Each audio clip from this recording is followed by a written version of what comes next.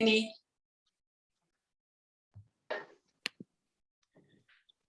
I just got a message from Joe that he's having technical difficulties this morning. So, that's just the person I was going to ask. Kirk, good morning. Amy, how are you today? I'm good, thank you.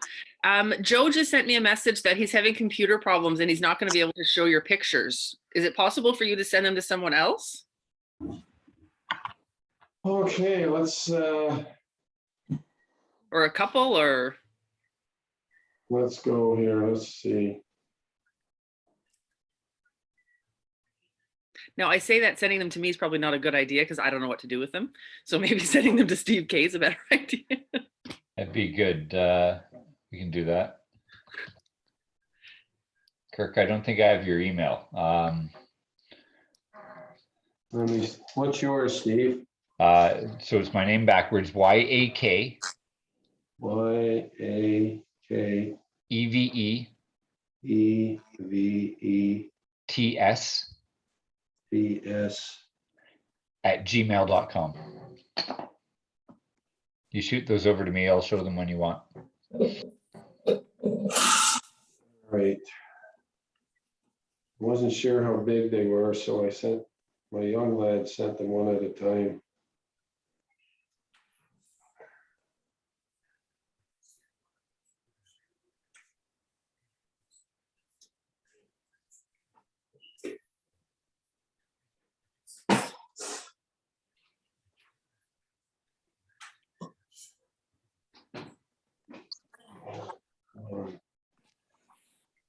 Yeah, I'll throw control over to you now.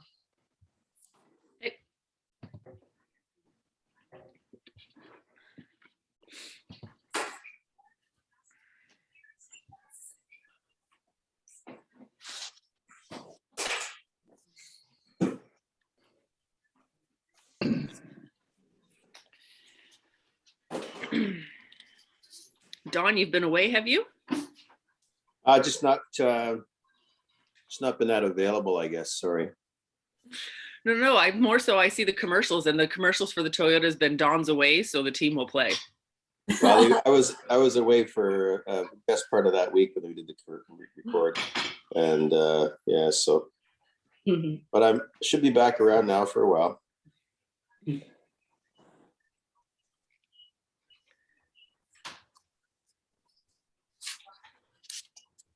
How about you? You got away at all, Amy? No, hoping to go to my brother's for the weekend, so just to Wyerton, but Nice. assuming things don't go crazy. Although I can do a lot of work remotely, so not everything though. Don't. I'm sure not everything. I don't understand your humor. Well, that's okay. Lots don't understand yours, Cord, so it's okay. That's right. You guys seem really weird to me. There's Gord. That's one hell of a lapel pin on your wall, Wallace. Just hides the booze in behind. Exactly. There it is. We've got one person that's joined by phone, but I don't know who that is. Sully, it's always Sully. Oh, Sully. Oh, the king. He was the king the other day. Have you got any of these yet, Steve? Not yet. Let me refresh and see. Yep, I do.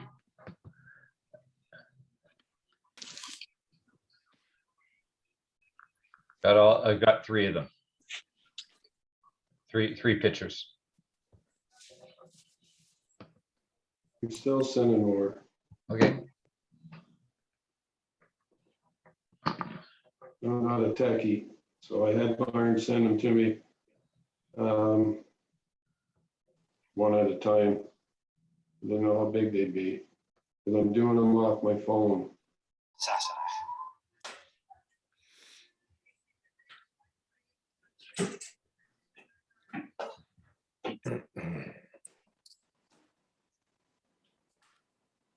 You're in now, Joe? Yeah?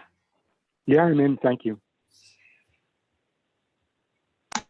And I've got a blue screen telling me I've run into a problem and it's collecting information. Do you want to mute me? Yeah, I can. Thank you.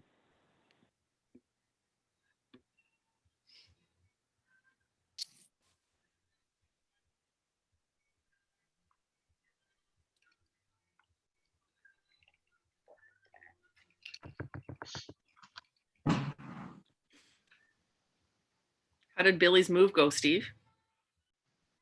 Pretty well, pretty well. He's in there. It's weird because it's, you know, because it's COVID, everyone's kind of staggered in, and it was still kind of empty while he was there, while we were moving him in. But I think slowly more and more people are getting there, and he's finding his way around campus. Looking forward to the start of classes next Tuesday.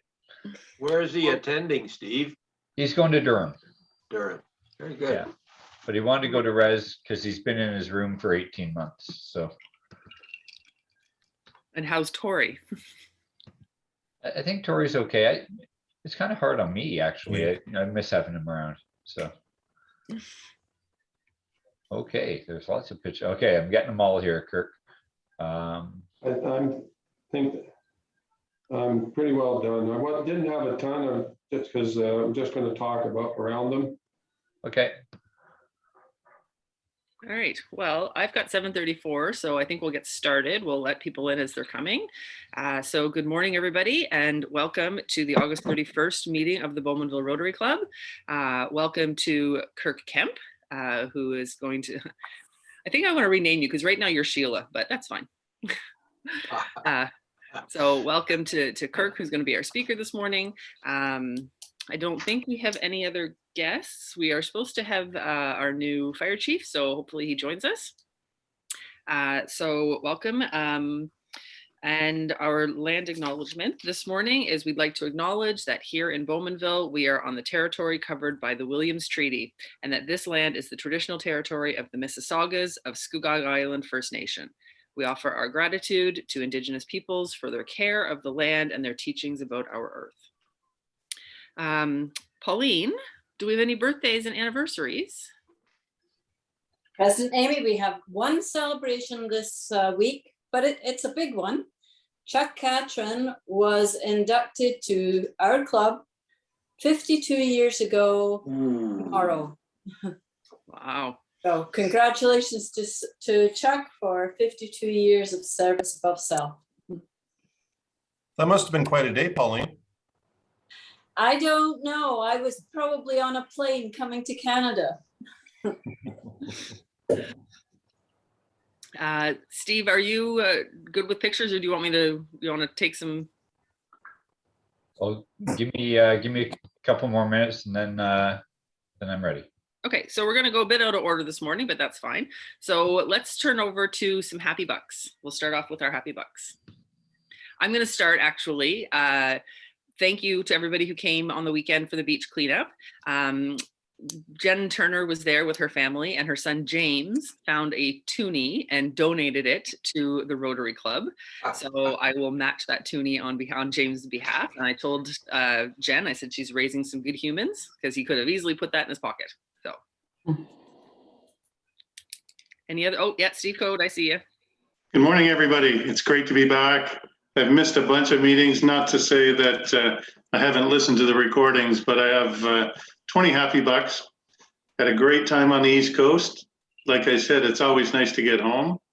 And it was great doing the beach cleanup and seeing people live. So I think that was our first live meeting of this year, was it not? Great job. What did we pick up? 2 full bags of garbage from the beach? Yeah, it was shocking how clean the beach was. Yeah, it was a lot of fun. Thanks a bunch. Any other happy bucks? No, I guess as Rachel, we're probably the only ones that are happy that school's starting next week. Yes, absolutely. Very A happy. mom thing or something, or what? Oh, It sorry, Ford. And Steve. Sorry, Steve. I see you. It's a mom thing, although we have to start packing lunches again, so that's not so fun. All right, Steve, are you good for us now or? Yeah, we're good. Yep. Okay, so Wayne, I'm going to turn this over to you to Okay. introduce Kirk. Not that he needs much of an introduction. Good morning, Kirk. Good morning. Some weeks ago, I was reading a publication called The Spark, and it's a special interest publication that focuses on Canadian innovation. It included an article on Algoma Orchards, one of our more significant businesses and employers in Clarington. The article highlighted a family farm, gourmet market, and apple orchard, and how they use modern technology to fight climate change. So today we're fortunate to have the owner, Kirk Kemp, with us and to update us on what is happening in his business. And I will just say, Steve, I forgot a few questions here. When I get to the one question that would relate to the slides, I'll let you know. Is that okay?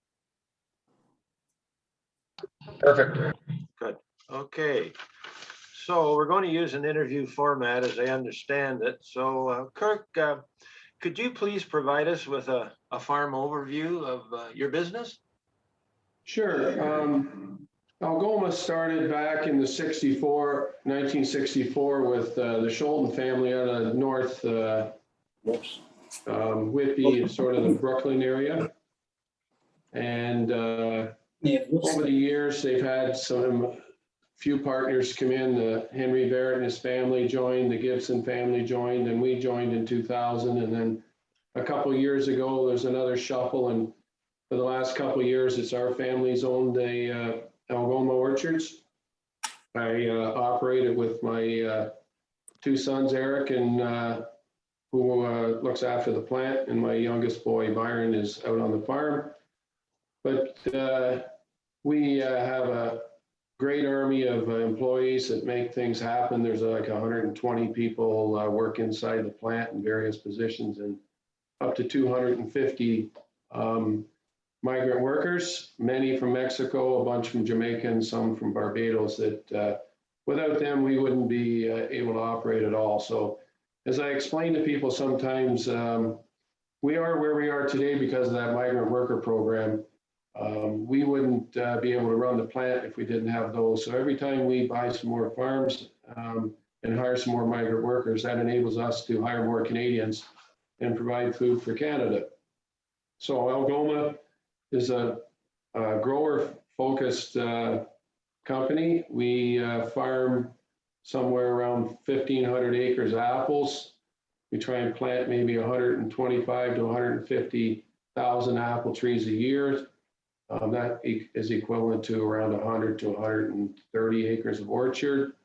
We also make apple cider for every major retailer. President's Choice is our fruit that's in that private label brand. Same with our compliments. At Sobeys is in Ontario is ours. President's Choice goes coast to coast. Sobeys is in Ontario. Walmart's private label is ours in the grocery store. And then we do our own company label, fresh from the orchard, in both Metro and Costco. And we have the gourmet market that we operate out front there that has done a wonderful job at putting the face of our company out into the community. And so we sort of are diversified that way. We own part of our own trucking firm that allows us to move our fruit around from the orchards to the farm, and also allows us to bring some Southern Hemisphere fruit in from the ports of Philadelphia when our local fruit is diminished. But the goal, long-term goal, has been for the last 20 years is someday to be completely self-sufficient in growing apples, and we're getting there. We hope to have several varieties that we can call go coast to coast in the next 3 or 4 years, and we're excited about that. And then we won't have to import, and we can continue to supply our customers with Ontario grown. We have 30-ish growers that supply us with fruit as well. We can't grow all our own, and we don't plan on growing all our own. And it also diversifies us by having a grower base from Windsor to the Quebec border. So if you have a hailstorm, which we've had a couple on the west end of some of our properties this year, or you have a severe drought, you don't suffer your whole crop when you got other areas that have had good weather. So that's kind of Algoma in a nutshell. And we continue to enjoy this beautiful climate that we have right on the shore of Lake Ontario. We try and keep our fruit trees within 10 kilometers of the lake. It gives us that buffer in the spring and the fall, and most years gives us enough rain to grow a good crop. Just wonderful. The reason I'm leaning back a fair bit is because I'm in my wife's office and the sun is coming right through the window, and I found a beam that doesn't catch my eyes. Just wonderful, Kirk. You're big on sustainability and fighting climate change. Why is that important to you? Well, I don't think farmers toot their horn enough about how they're very good stewards of the land. And so I think it's important for us to talk about it. And I think, you know, it's no secret that the last couple generations of young folks that are coming on are way more concerned with the climate than maybe we were when we were younger. And I think when I was younger, you go, yeah. It's, well, we're all good here. But then you get older, you have a little more perspective on what's going on, and you see we can't do to our Mother Earth here in the next 100 years, but we've done it to the last 100 years and expect it to be able to sustain life in the long term. So it's important to us, but farmers are stewards of that land. And I want to toot our horn a little bit. I see Ted Watson on the call. He's a prominent farmer in the community, and he's growing a lot of apples. And if you talk to a cash cropper, they would just love to get their hands on an old apple orchard, because we have apples drop on the ground every year. All the leaves drop on the ground every year. We keep sod in the driving rows. And so we continue to make that earth better as time goes on. And I think most farmers are proud to be able to say that they leave the farm land a little better than what they got it. And our organic matter continues to climb year after year because of the way apples are sort of growing. And we took a course a few years ago that was sort of spearheaded by Loblaws, because you know, that's a big topic today, is sustainability. And what was curious when I found out that they really just weren't talking about sustainability of the environment. It was sustainability about, first of all, if you're going to have a sustainable business, you need to be financially sustainable. You need to have sustainability among your employees. You need to have sustainability among your community, because you're part of a community. And first and foremost, probably what everybody thinks is sustainability of the earth and the atmosphere. So we're very proud of what we do.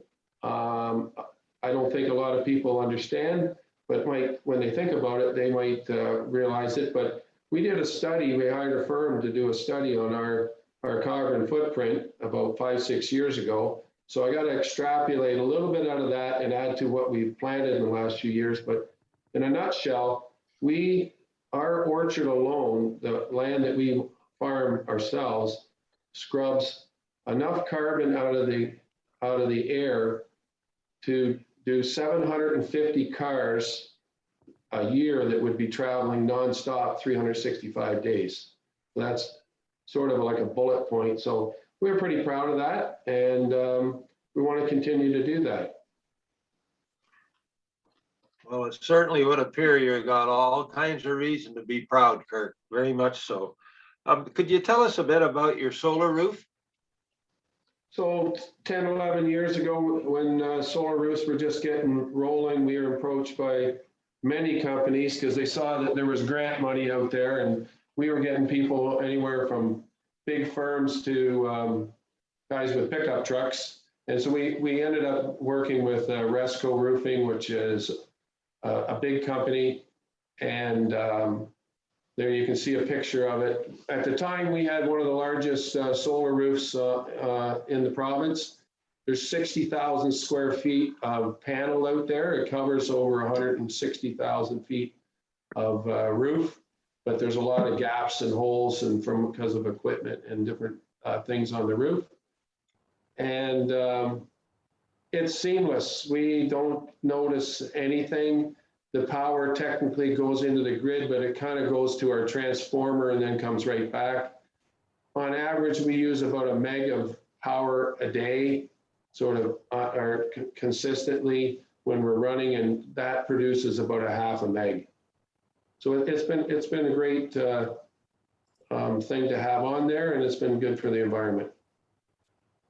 Do you have any idea, Kirk, what savings, like however you would measure that in dollars, kilowatt hours, whatever, that has benefited the business? These folks that put these on originally, they don't really want you to own it. So we rent the roof and to the company, and they put it up there for free. And now that I think of it, I think we got 9 more years and then the solar roof is ours. I think it does generate. I wish now that I had enough money. I should have maybe phoned Gord Wallace and see if he could loan me a few extra bucks that he might have stashed in his mattress, because it's been a great return. I mean, the province is not doing it as aggressively as they have in the past. And I think, in all honesty, was a little aggressive grants that they had out for that. But it does provide us with a source of power that is environmentally friendly, and I think it's really to the benefit of the whole community, like a province of Ontario. Ontario Hydro doesn't have to generate quite so much power. Very good. Well, you take a look at that slide, and it just lets one have a better understanding of the size of the complex there. It's one thing to drive in and go into the retail, but when you look at it from up above, it's a big, large facility. Hard to believe. We just added this summer that last piece on the north top right corner. You can see a little section there. It's identical to the piece that's directly south of it. It's Apple storage. It's another 45,000 square feet. There's about 250,000 square feet of building there now. Wow. And we're just about wrapping up the storage, where they're waiting on some computer chips for the cooling units that go in each room, just like cars and trucks have been waiting for them. And that ship landed in Montreal yesterday, and hopefully it gets here in the next couple of days, because we got a lot of work to do in the next month to get it hooked up. Very, very, very good. The next question I think will relate to some of the slides, Steve, that Joe has provided. You do a lot of sustainable things with water. Can you tell us about that? Sure. Maybe I'll wait a split second. Yeah, there we go. So that's our water recycling room. That's a reverse osmosis unit that we just put in within the last year. We had an older one that was much smaller, and this is a lot larger capacity. We recycle all our water that goes through the facility, and we reuse it for cleaning various pieces of equipment. The juice plant takes a lot of water to clean out the tanks after you use them, to clean the pasteurizer, to clean the filler, to clean the presses, and of course cleaning the packing plant. But the juice plant takes 75% of all the water we use, and that unit is capable of doing about 80,000 liters a day. We don't, on the peak season, we'd have that kind of volume, but on average, it does about 30 to 40,000 liters a day. And then in theory, it will recycle that water We put it in tanks that are underground that settle some solids out. Beneath that RO system is a bioreactor. It's full of bacteria that we add to it every week that's sort of cultured to break down apple product, and it knocks out some solids again, and then it goes through a membrane system to take some more solids out, and then it goes through the RO system, and then it goes into the tanks. And in theory, it's potable water. I've drank it just for show one time, but I wouldn't bring it home every day, but we use it for cleaning. So inside the offices and the washrooms and the store, we use well water, and this water is used for cleaning the equipment.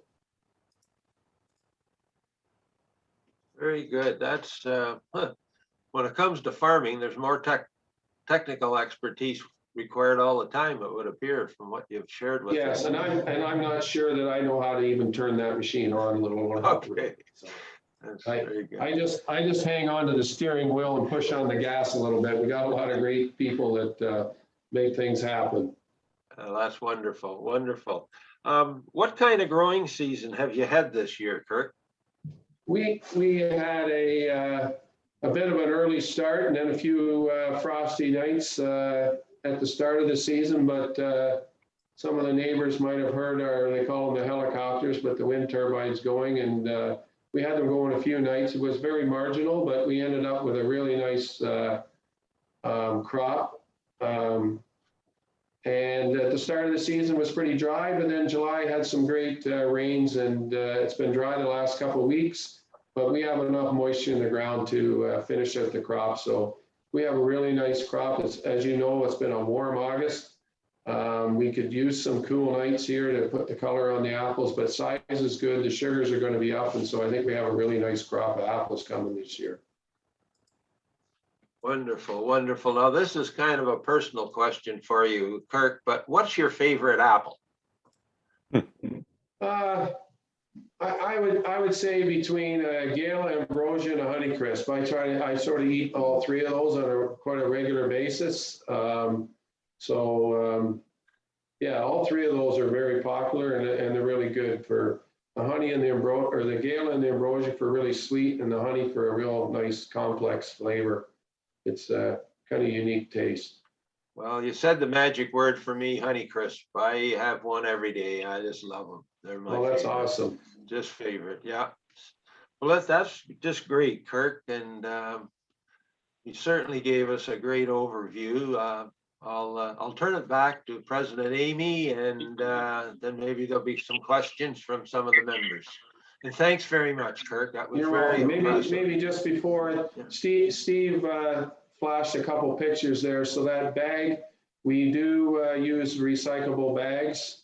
All our bags are recyclable, and those black little containers that are sitting underneath, two of our big customers. So 75% of all our product goes out in returnable containers. So we're doing our best, and so are retailers to do our best to reduce garbage use. And yeah, so happy to answer any questions if anybody had any. Oh, I do have one question here, and that is some years back, and I'm not sure whether it was yourself, Kirk, or someone came and spoke to the club. And I remember you had shared a lot of information back then, but one thing you had indicated is at some point in the future, you'd be able to track an apple to a particular tree.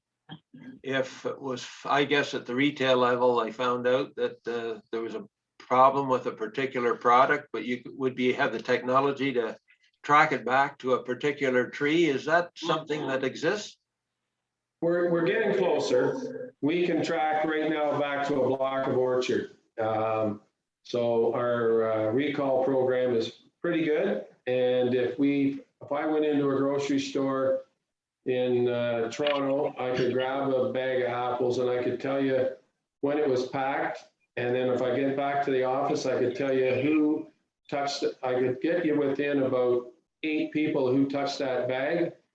And then I could also tell you, I could tell you what farm location it came off. Then I could narrow it down because of the variety of the block, and I could probably tell you what 10 guys picked that apple. But I couldn't tell you the tree yet. Wow. Wow. President Amy? Are there any questions for Kirk? Chris? Amy, I have a I- question. Whoops, Uh, sorry. Kirk, your facility on Highway 2 does the best sandwiches that I've had for a long time. Is that the only facility you guys have, or do you have other places around the country and Ontario? No, that's our one facility where we pack apples. We store apples in a couple other farms locations, but the only place where we do any packaging or sell to retail customers, that one location on number 2 highway. Oh, there's so many goodies in there. Joe, you had a question? I saw you too, Yeah, Jason. I do. Yeah, I do. Kirk, my favorite is the Honeycrisp, as most people, or many people is. But they're really expensive. What makes them more expensive than maybe the most expensive apple? What goes into that? Well, Honeycrisp, growers call them Honeycrisp because they are very expensive, and they've actually raised the category up across the board. And the reason they're so expensive is they're very biennial. You work really, really hard, and it's virtually impossible to get the same amount of fruit off the tree every year. So our sort of a standard bar is we like to get 1,040-pound boxes of apples per acre. And sometimes you have a nice crop that you'll get 12 or 1,300. Then the next year it might be 800 or 900. But Honeycrisp, you'll get up to maybe that 1,100 bushel. But if you get a little greedy, you'll go right down to 400 bushel. And so right now, the province of Ontario is experiencing what they call an off year. Collectively, more blocks of honeys are off this year, and the volume of Honeycrisp will be down 30% this year from last year. And so you don't get a consistent crop, and then they're very hard to store. They have a lot of storage disorders, so the packouts aren't as good as anywhere near as good as a Gala or an Ambrosia, so that you don't get the units per container out to sell. And so there's a number of issues that cause it to be expensive. And the reality is, if it was an easy apple to grow, it'd be priced exactly the same as the others. Okay, thanks. Very interesting. I see you too, John, or Don, but Jason? I learned just on Saturday about the coloring of apples. I think we kind of brushed across it really fast, but I think it's very interesting. Why don't you tell the group here about the coloring of apples and what we need to do to get those colors on the apples to make them beautiful and wanting to eat? Well, there's a number of things that sort of go into making an apple red. It's got to get closer to maturity because it naturally starts to ripe, but you need those cool nights and bright sunny days. So the last 2 weeks has not been conducive. An apple farmer will talk lots of times about how the last couple of weeks has sort of washed the color out because the fruit has gotten bigger and the color has not done anything. So we normally in late August or early September, you start to get nights that are about 10 Celsius or less and 20 in the daytime. So that differentiation helps to turn the color. We also trim the trees to try and get some of the fresh growth out, so allow a little more sunlight. And on varieties like Honeycrisp and some others, some people, when you start driving around the next week or so, you might see what you call, it looks like tin foil out in the orchard, and that's a reflective, we call it reflective material that bounces the sun rays back up into the bottom of the tree and helps to color up. And then there's also a few micronutrients that we put on that are conducive to coloring up fruit. And so there's a number of things go into trying to color apples, but the most important is the differentiation in the temperatures. Those cool nights really sharpen up the color. I'm not sure if that's where you wanted me to take that, Jason. Yeah, exactly. I just thought it was kind of neat. I didn't, because you don't think about it, right? We just go to the store, we buy the apples, and we don't think about all of the stuff that goes into coloring an apple, and that's what you guys have to do. You're working with what you have to do to get it. It's like I said, when I was talking to Ted and Paul the other day, I had no clue that that's what you need to do to try and color an apple. So I thought it was kind of neat. So thank you. Well, we've lost our president temporarily. I think I see 2 hands have been up, Don and then Pauline, our next 2 questions. And then we'll probably move on. Thank you, Kirk. Thank you for being here this morning. I find it very interesting. Do you track the yield per tree annually? And also the other question, I guess, is your new hybrid trees. Do you have to cycle them out every so many years? And if so, how many? So we track the volume per acre, but not per tree. But we have a consistent trees per acre where we were, well, Ted, I'm sorry to drag Ted in here, but we've been around long enough that he had some orchard that was probably 40 by 40, and so did my dad. 40 feet by 40 feet, 27 trees to the acre, and then they moved to 100, then 200, and now we're around 1,200 trees per acre. So we kind of shoot for about 45 pounds of apples per tree. We actually go out all season long and are counting buds and then counting fruit, so we know how much to set. Because the trees are fairly consistent in size, so you randomly take some trees and count the apples on them. And so the trees that are, I don't know, you probably can't really see them. They're out behind me are younger. They're probably like 60 apple per tree size trees. And then because we pack them in a little tighter, they don't last as long as the older type trees. We probably get around 20 to 30 years per tree on time, depending on the strain and the variety. Sometimes the variety goes out of favor, and we have to take it out and plant some new ones. And we're very fortunate. We have an early Honeycrisp that we have exclusive license for from Ontario West. It's 3 weeks early, and we've already started to pick that Honeycrisp. We also have Smitten that you'll start to see in stores over the next few years. We have the exclusive license to market and pack and grow and pack that one. And then we have our own that's we've been working on for 20 years called the Snowflake. We're going to launch that probably a little soft this year because we don't have a lot of fruit. Next year we should have a nice bunch. And we have the exclusive license to grow, pack, and market that one from coast to coast. So we're always trying to find like a new model, Don, a new model car or truck that people really want, that you can only sell in your facility or your compatriots across the country in your franchises there to sell them. And that's what the agriculture industry's gone that way, and particular apples have gone that way. Thank you. Great. I think we have Amy back, but Pauline, over to you. Hi, Kirk. Nice to see you. Hey, Pauline. This is my favorite apple. And I read recently on Facebook, so it has to be true, that apples are not true to seed, that a seed from, like my favorite apple, may not grow a Granny Smith. Is that true? Yes, that is. You can't take a Granny Smith or a Honeycrisp seed and make one.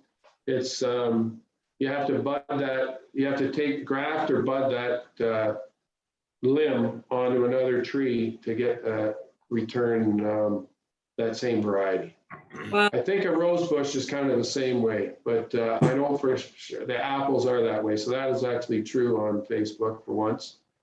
And we actually have a variety out of Europe that's just around the corner from where I live on Mill Street. If you come down Mill Street there, you'll see a little orchard that's on the west side.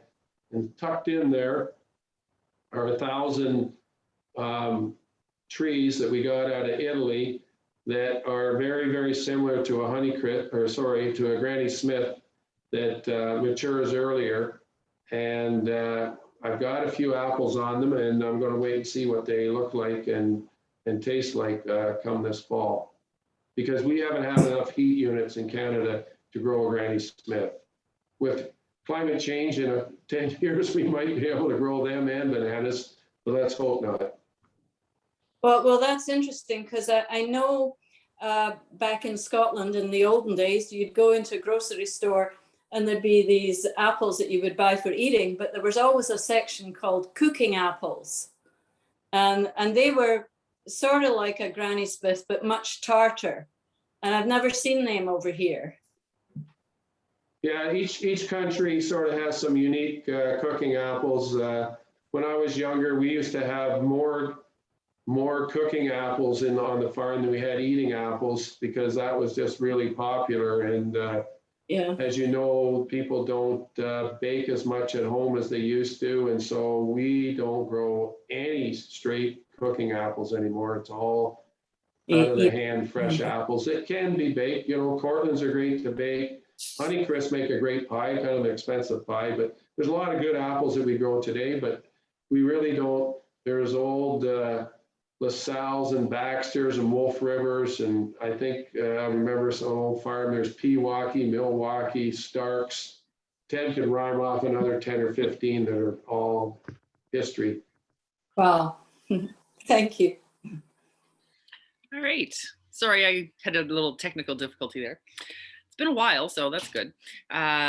So I think, Kirk, thank you very much for joining us this morning. I know we're surrounded by apples and I'm not originally from here, but boy, there's a lot to know more than just, going into the store and eating them. But yeah, thank you so much for joining us. And you're more than welcome to stay on the call. We're going to have a little chat here with our new fire chief. So that should be interesting. But thanks again, Kirk, and I'm sure we'll see you around town. Thank you. Happy to be a part of it.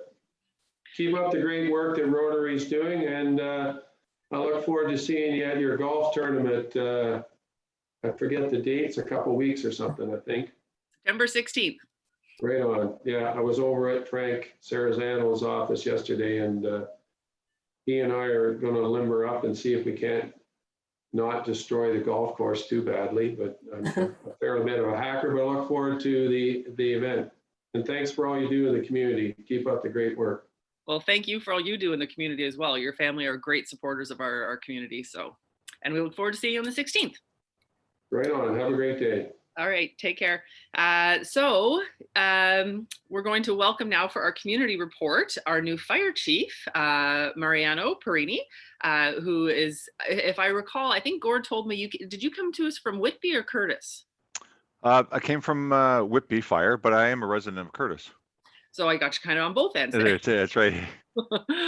So welcome to Clarington Fire, and perhaps you can fill us in on some of the what's going on with your new role. Well, yesterday was my first day, so I'm just trying to get into the I guess the groove of Clarington. There's some similarities between where I came from in Whitby and Clarington, but there are also some uniqueness of Clarington as well.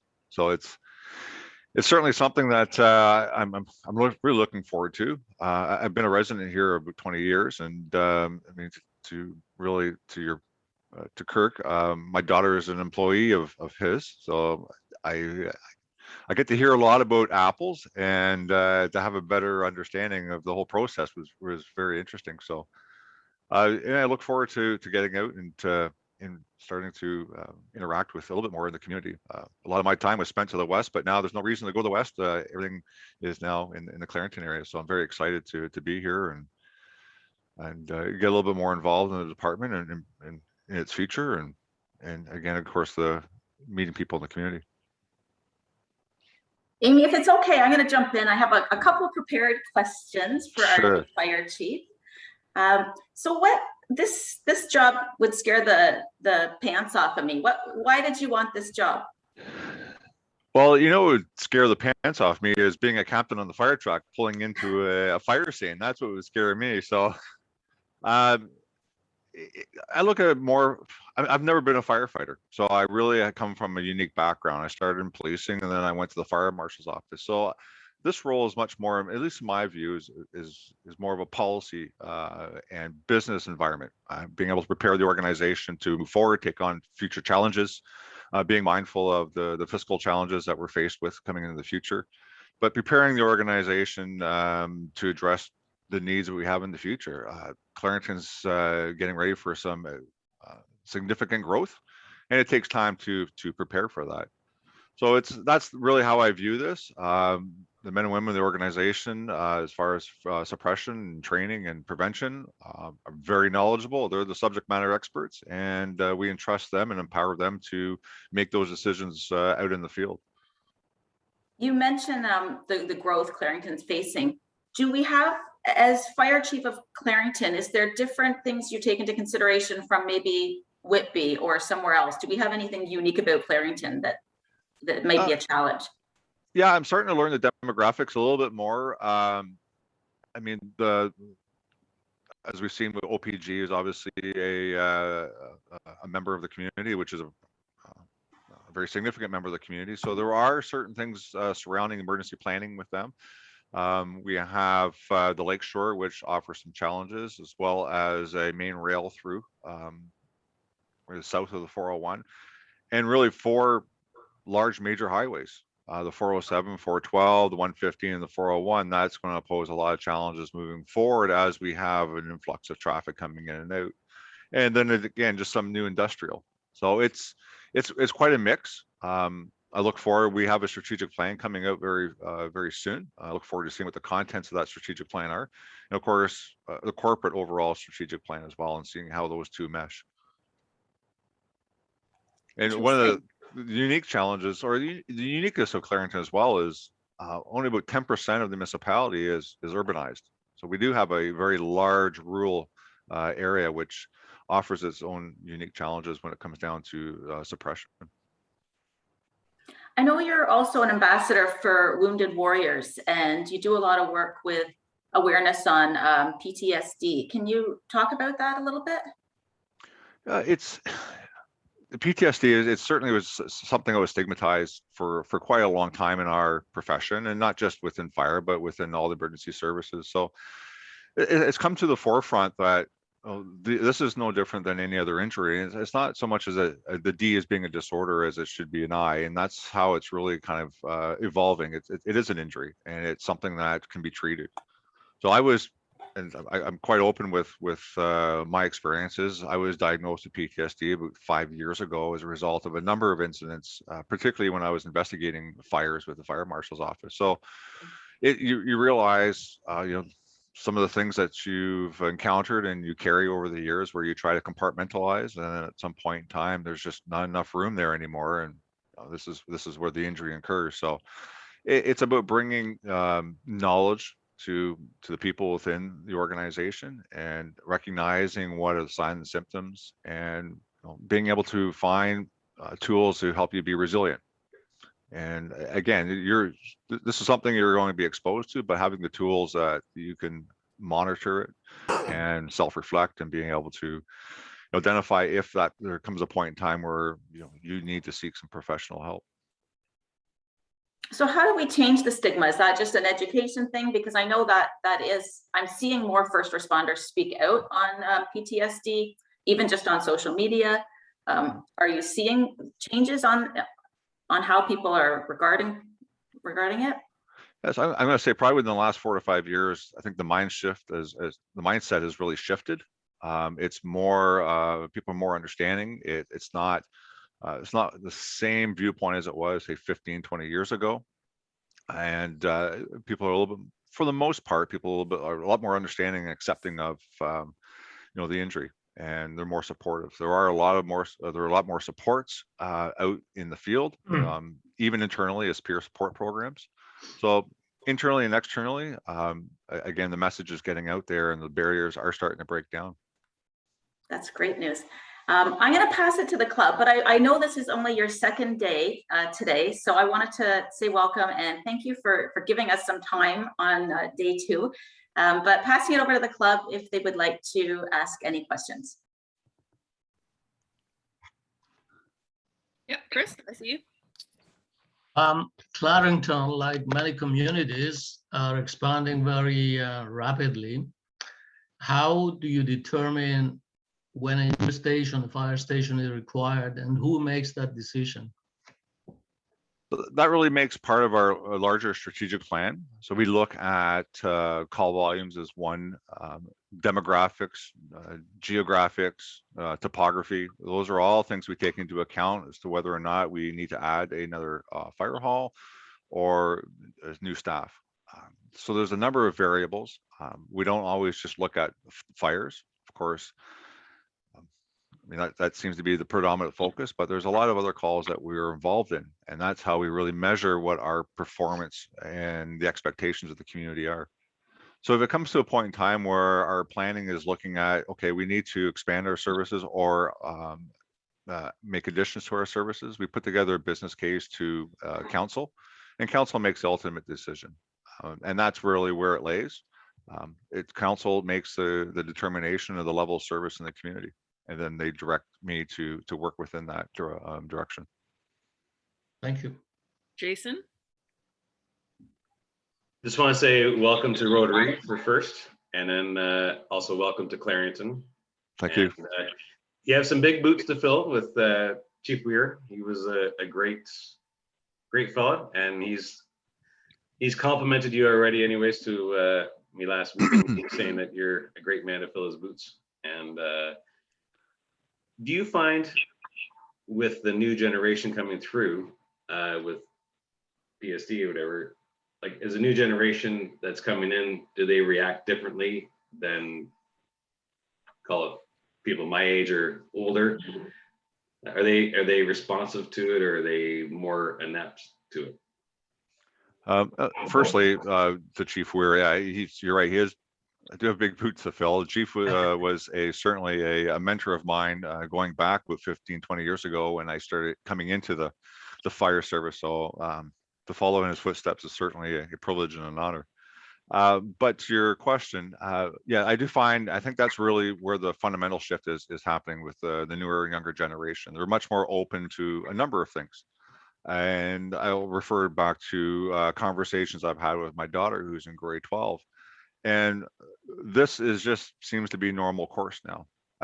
It's not as stigmatized. It's no different than a different injury, the common flu. They don't look at things through the same lens as, say, I would, or perhaps my generation would. And I think that is really one of the fundamental shifts. We brought a number of programs in Whitby through Wounded Warriors, and I was really surprised to see the younger firefighters who've only been on the job for 3 to 5 years participate in these resiliency programs. And I think that really speaks to the mind shift that of the mindset that the newer generation have. So I think, and they bring a lot of qualities, different qualities to the organization. I'm thoroughly impressed every time I sit down in an interview to hire new people. The younger generation, the experiences that they bring, I'm just so impressed with the future of what we have before us. Which surprises me. I'm not the new generation. I just find very lazy and everything else. And so I'm surprised to hear that. It's great. It's a great thing. I'm surprised to hear that. So they have different expectations, but in the same thing, as long as you understand, and it goes both ways, right? You understand what it is that they're looking for in a profession or a career or an environment, and you adapt as well. Again, I mean, I won't go too far into it. Just really excited to see what is coming in the future in the organization. Really, really excited. That's awesome. Anyways, I want to say welcome again to Clarington, and look forward to connecting with you. I thank you. And we did a lot of work with Rotary and Whitby for a number of years, so I'm really excited to engage this Rotary in Clarington. Fantastic. Appreciate it. Amy, I have a question. Oh. Amy? I'm muted. Sorry, Joe, I'll get to you, but Steve, you go ahead. Hey, great. Thanks, Amy. Mariano, just a really quick one, not even a question. Chief Weir has been a fantastic supporter, as Jason was saying, of our Ribs and Brews event. And we work really, really closely with emergency services. So we're looking forward to having you on our team and beginning the process. And Gordon and I can start lobbying you to who gets to turn the fire hydrant on and off at the event, because that was always a source of jealousy when Gord Beer let me turn it on. So welcome, and we're looking forward to working with you. I'll let you turn on the hydrant if you let me taste test all the ribs. Beauty. That's easy. Easy. Yeah, it was good. At our last our drive-through, it was I took one of the pictures, and we had one of the fire trucks came through one of our rivers, so it was good to see. Yeah, Joe, go ahead. Yeah, can you talk a little bit? Welcome to Clarington, to the post. First of all, can you talk a little bit about the role of volunteer firefighters and how one goes about becoming a volunteer firefighter? So in our organization, I mean, volunteers contribute. There's a significant contribution by them, and they're an important component and element of the department. We put out perhaps every year, depending on the need, a call for firefighters, volunteer firefighters, and there's an application process. And obviously, there are a certain set of criteria that needs to be met.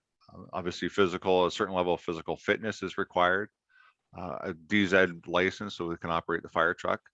And then there's a recruit process, which lasts anywhere from 4 to 6 months before they're able to respond. So again, it is becoming more challenging to find volunteer firefighters. A lot of the employment takes them away from the local area. So it does, and it's not unique throughout the entire province. There's been challenges retaining firefighters, but they are a key component in our ability to provide effective suppression, in Clarington. And do you find many women are volunteering, or is that demographic? How does it break down demographically? No, we do have a number of female firefighters, both in the career ranks and the volunteer ranks. And again, it's speaking to the next generation. We're seeing a lot more females entering. We're becoming a little bit more diverse, and we're trying to go out and promote the fire service as a career, or as a part-time career in the volunteer element. So again, the onus is on us as well to educate people that these are opportunities, and the opportunities are open to everybody. I think it's really important, and one of the things that we're really looking for moving forward is we look at our community and how diverse it is, and I think it's important that we start bringing some of that diversity into our organization. Thank you. Thank you very much. And just on a side note, when you see the green flashing lights, get out of the way too. That's right. Yeah. Because those are your volunteer firefighters heading to where they need to be. All right. Well, thank you so much for joining us this morning. Again, you'll see us. We look forward to having a great relationship with you, as we did with Chief Weir. And so thanks for taking day 2. Some of your time. A busy couple of days, or at least the first one, but by all means, please, I look forward to participate any way possible. And again, we're only a phone call or an email away. So please, if there's anything we can do for you, don't hesitate to reach out. Careful what you say. We will. Okay. No worries. All right. Thank you for so your much. time. All right. Bye. Okay, so a couple of announcements. Steve Code, if you want to give us a little update. Yeah, just unmute here for a second. Just an update on the upcoming golf tournament. There's been a lot of work being done behind the scenes. The sponsorship committee, as well as the Bowmanville Hospital Foundation Committee, Boys and Girls Club Committee at the executive level have been advertising this golf tournament on behalf of the hospital and Rotary. I just wanted to give you a little update on some of the deadlines. This package has been out for a while. We've had a few people sign up. We've had a large number of people. Obviously, Kurt plans to golf in the tournament next couple of weeks from now also. He'd mentioned it this morning. However, we need people to sign up, go into the package that was sent out, and do whatever they can as far as the sponsorship. We do have a couple of lunch sponsors. There's about, I would say 24 golfers that have actually signed up. If you want to sign up as an individual golfer, there is a spot to do that. I was asked that question a couple of times over the last week or so. I do have some follow-ups myself. There are about 10 different sponsors that I've talked to and sent the package to that have actually committed to one thing or another. I'm sending them a follow-up email. If you don't mind either making a call or a follow-up email with the urgency of making sure that they register by sometime tomorrow or early Thursday. We do need to let the golf course know if it's a go or not. And that's going to be dependent upon how many golfers we have. And that's the only concern is really the foursomes haven't been signed up on as much as we'd like. 72 golfers, which is our intentions, a full field would be 144. We're at about 24, 28, something like that. I'd have to check my notes here. But if we can get to 72, that would be a successful tournament during COVID. And moving forward, another thing was Ellie's put a lot of work into making sure that we're able to collect money without having to run around and pick up checks. Everything's done online. Everything goes into a joint account with our treasurer and Ellie so that we can disperse funds back into Rotary and then send those funds out appropriately to the causes that we're trying to support. So all I have to say is we only have a couple of days. I need everybody to get on board and either sign up for golf or encourage those who you've already reached out to sign up and let us know exactly what they're going to do so that we can get signage done. We've got all our promotional materials listed, things that we want to actually make sure that we have the giveaways and things like that. So it really just comes down to confirming how many people are going to be, or approximately how many people are going to be involved with this tournament. We have a ton of volunteers from different organizations that are going to help us, including Bowmanville Hospital Foundation and the Boys and Girls Club of Durham.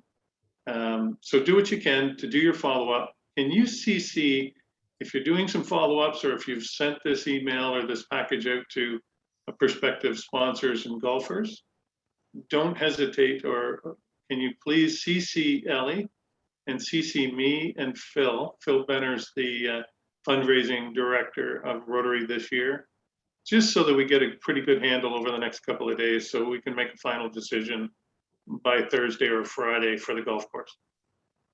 So that's really all I have to say. I know it's 8:30 and thanks for all your help. I know there's some boots on the ground making sure that this work gets done, but I think we could pull this off if we just put the pedal to the metal over the next day or two. Thanks, Amy. Appreciate it. Joe, do you briefly want to say something about the concert, or do you want to wait till next week? Yeah. If anybody would like to help out, there's plenty of room on a committee.